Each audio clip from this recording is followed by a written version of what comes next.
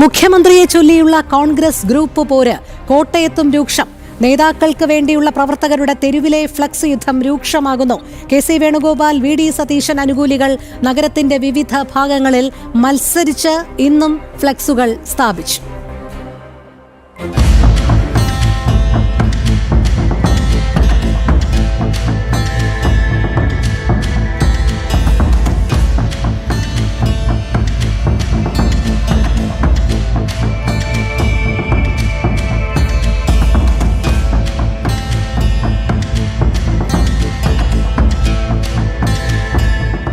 മുഖ്യമന്ത്രിയെ തിരഞ്ഞെടുക്കാൻ കോൺഗ്രസിന് ബുദ്ധിമുട്ട്, തമ്മിൽ തർക്കം, പിടിവലി. കാര്യം ഇങ്ങനെയൊക്കെ മുന്നോട്ട് പോകുമ്പോൾ ചേരിതിരിഞ്ഞ് കോൺഗ്രസുകാർ സ്വന്തം മുഖ്യന്മാരെ അങ്ങ് തീരുമാനിച്ചു.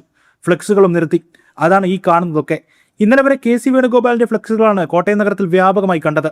ഗാന്ധി സ്ക്വയർ, DCCക്ക് മുൻവശം എന്നിവിടങ്ങളിലെല്ലാം കോട്ടയം നഗരത്തിലും പാലായിൽ കൊട്ടാരമറ്റം ബസ് സ്റ്റാൻഡ്, പഴയ ബസ് സ്റ്റാൻഡ്, മുനിസിപ്പൽ സ്റ്റേഡിയം എന്നിവിടങ്ങളിലും കെ.സി. വേണുഗോപാലിന്റെ ഫ്ലെക്സുകൾ ഇന്നലെ വരെ വ്യാപകമായി പ്രത്യക്ഷപ്പെട്ടു. ഇന്ന് വി.ഡി. സതീശൻ പക്ഷക്കാർ കെ.സി. വേണുഗോപാൽ പക്ഷക്കാരോട് ഫ്ലക്സ് യുദ്ധത്തിൽ മത്സരിക്കുന്ന കാഴ്ചയും നഗരത്തിൽ നിന്നു കാണുന്നു. ഗാന്ധി സ്ക്വയറിൽ കെ.സിയുടെ ഫ്ലക്സിന്റെ തൊട്ട് സമീപത്ത് തന്നെ വി.ഡി. സതീശന്റെയും ഫ്ലക്സുകൾ അനുകൂലികൾ സ്ഥാപിച്ചു. KSRTC ബസ് സ്റ്റാൻഡ് ഉൾപ്പെടെയുള്ള നഗരത്തിന്റെ മറ്റു ഭാഗങ്ങളിലും വി.ഡി. സതീശൻ അനുകൂലികൾ ഫ്ലക്സ് ബോർഡുകൾ വ്യാപകമായി സ്ഥാപിച്ചിട്ടുണ്ട്. കേരളം കെ.സി. നയിക്കട്ടെ, അശ്വമേധം കെ.സി. നയിക്കട്ടെ, വിജയശില്പിക്ക് അഭിവാദ്യങ്ങൾ എന്നിങ്ങനെയായിരുന്നു കെ.സി. വേണുഗോപാലിന് വേണ്ടിയുള്ള ഫ്ലക്സുകളിലെ വാചകങ്ങളെങ്കിൽ നിലപാടുകളുടെ രാജകുമാരൻ, കേരളത്തിന്റെ കരുതലായി വിളക്കായി വി.ഡി. എന്നിങ്ങനെയാണ് വി.ഡി. സതീശന് വേണ്ടിയുള്ള ഫ്ലക്സുകളിലെ വാചകങ്ങൾ.